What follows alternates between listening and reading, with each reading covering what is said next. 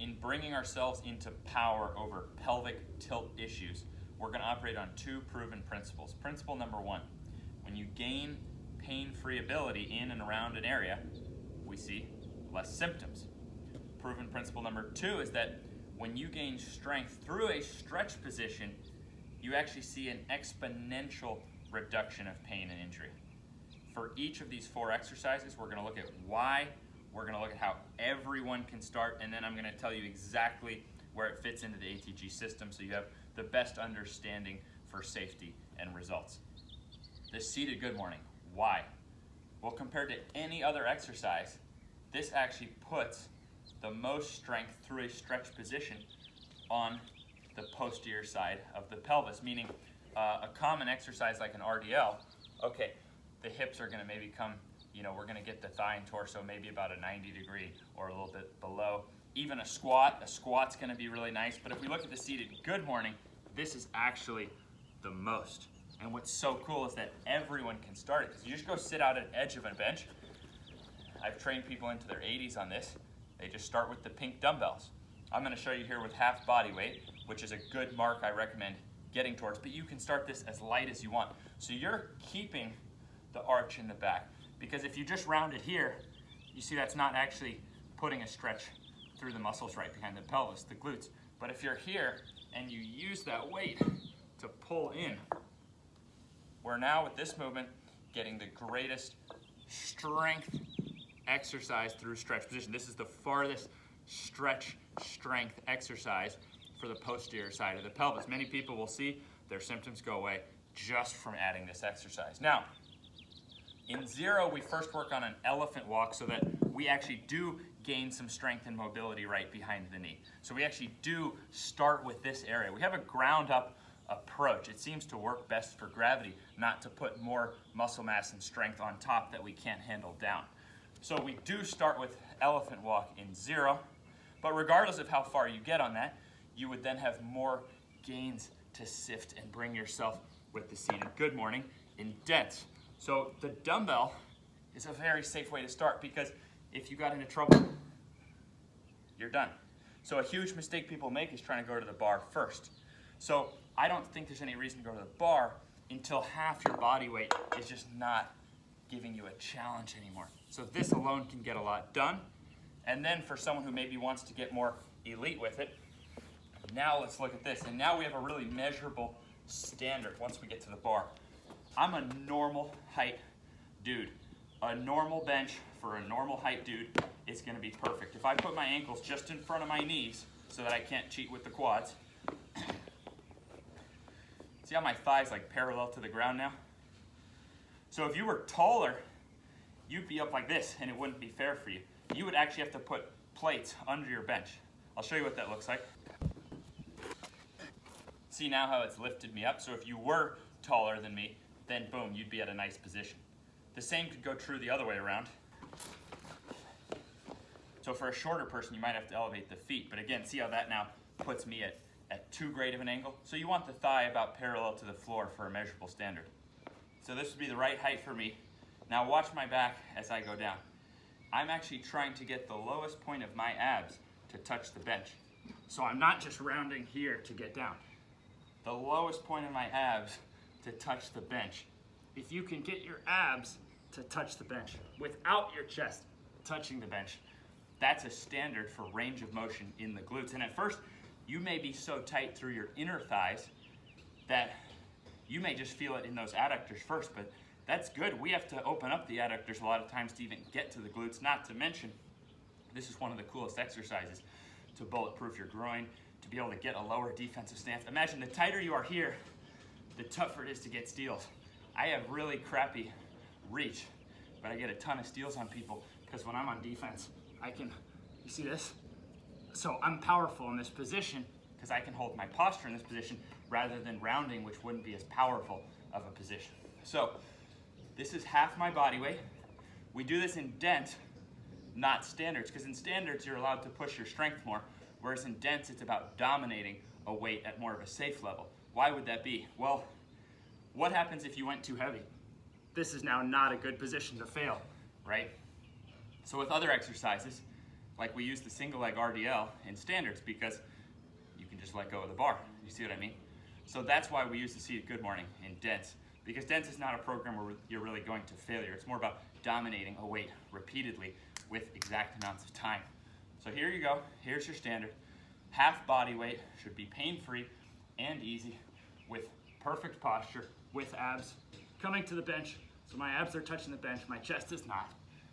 There you go. So the seated good morning, like this, 0 studies have ever been done on it.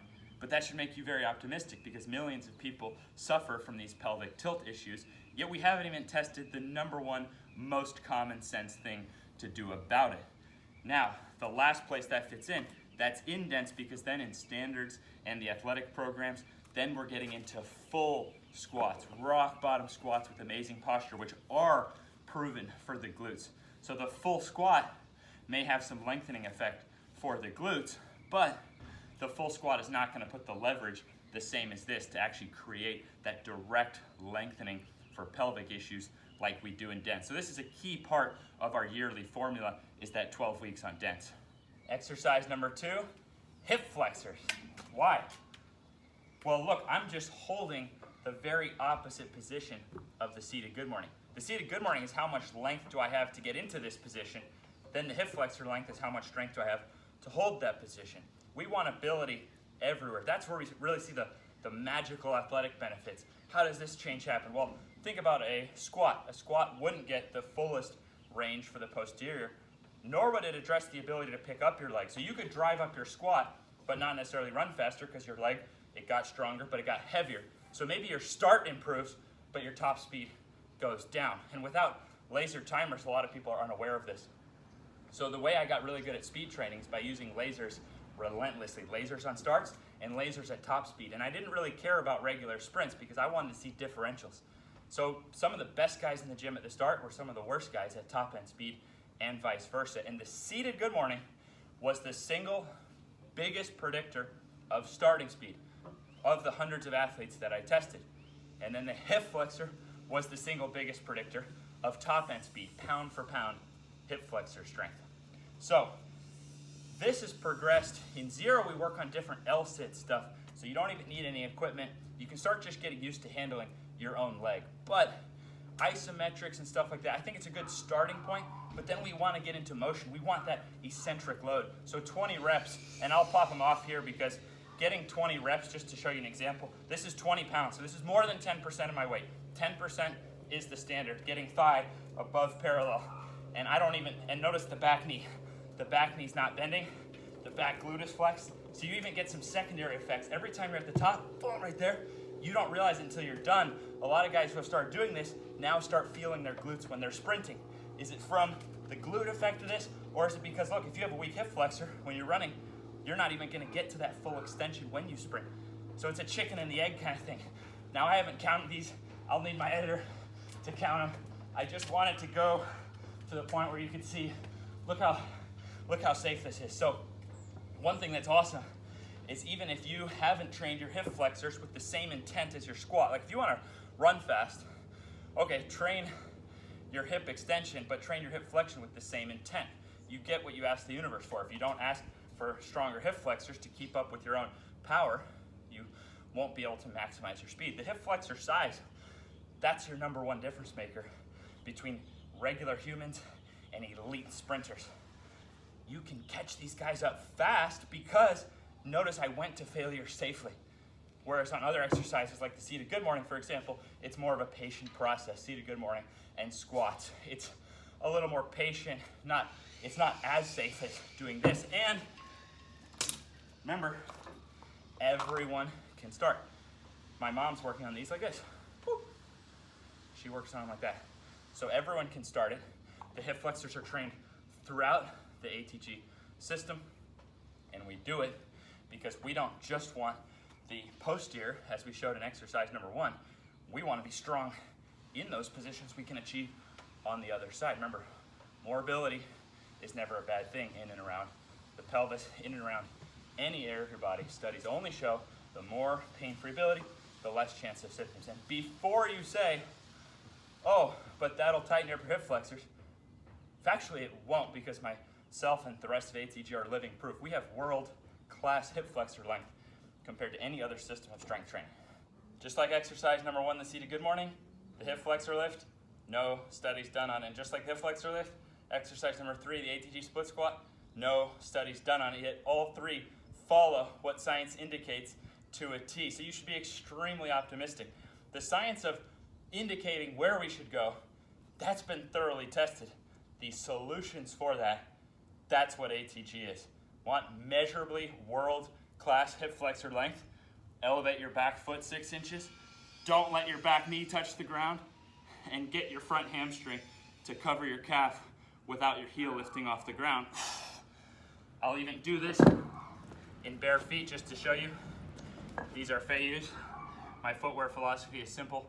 Get something minimal but not barefoot because, yeah, we didn't evolve wearing shoes, but we also didn't evolve on concrete, so you need a little cushion. Those are like 20 bucks, by the way. So here we go. Bare feet, back foot's on the toes. Back knee is not going to touch the ground. Front hamstring will cover the calf. Torso perfectly vertical. But everyone can start this because it starts the exact opposite. Front foot elevated, negative weight, heel up so that you still get that coverage. A lot of people don't make progress with their knee because they never get to go to that full coverage, which gives us the fullest benefits and actual growth and strengthening of the tendons and ligaments. So here, everyone can start at some level. Yeah, maybe you could only go to here, but that's the magic of strength through length. Every time you do it, you get exponentially more benefits than just strength or stretching alone. So every time you do it, you put money in the bank to get a little deeper, to get a little deeper, to get a little deeper. This is all I could do pain-free.